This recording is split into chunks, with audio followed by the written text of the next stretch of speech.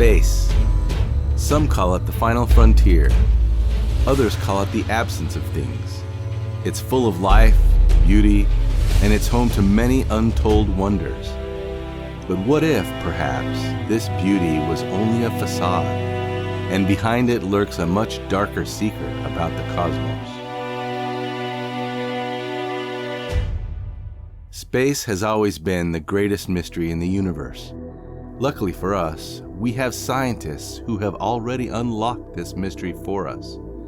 And so, it just might seem that hearing from these scientists is the first step in discovering the truth about space.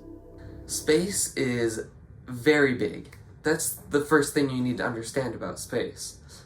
Imagine something super small, just incredibly small, smaller than you can imagine. Now, imagine something much bigger than that. That's space. As we know, space is big. But just what does that mean for us exactly? When people think about space, what is it that they think of? They think of planets and stars and all of that stuff. But the truth is, space is so much more than that. In fact, forget everything you think you know about space, because space is totally different than you've ever imagined. And, I might add, a lot scarier than you've ever imagined as well. So what is space then? And could it possibly mean the destruction of life on Earth as we know it? Think about the air we breathe. Like that.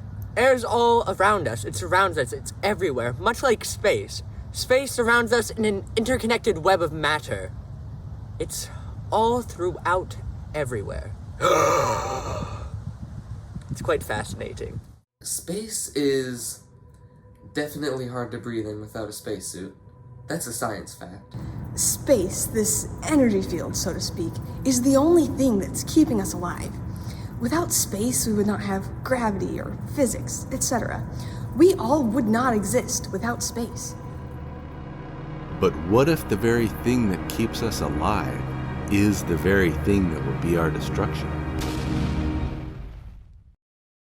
Space, an energy field of life, or a death field of death? Who's to say? Well, there may just be another secret about space that could answer that question.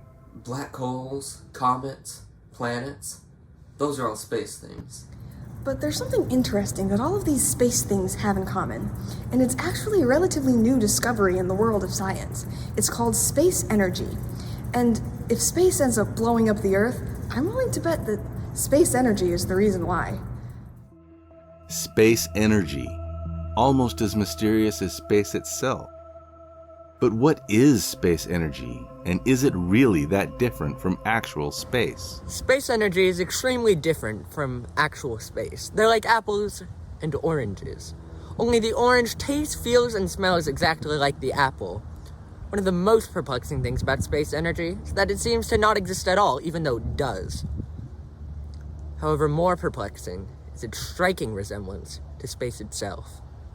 Space energy is a lot like space, but it's also very similar to it.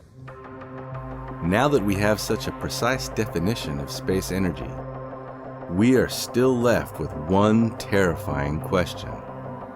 Could this space energy really be the cause of total planetary destruction? No, we're not trying to scare anyone. We'll all be completely fine. However, because of the way space is, not just the Earth, the entire fabric of space itself will be obliterated, atom by atom, all because of space energy, which again, is basically just space. So, in a way, when space energy inevitably blows up space, it'll really be like space itself is blowing up space. And that sounds confusing, but really it's quite simple. You see, space is like a very large bomb. It's big, and when it explodes, all of space is going along with it. And the scariest part is, the fuse for that bomb has already been lit. And that's because of space. Take this balloon. This represents space. Take this pointy stick. This also represents space. Balloons are very fun, just like space, and probably both of them will destroy the universe. Space. Beautifully mysterious and mysteriously beautiful. And although total planetary destruction is almost as certain as it is inevitable, we must remember that space is the home to me and you. And if that were not so, then neither of us would be here to learn any of these space things, never once able to look up into that starry night sky to ponder its magnificence.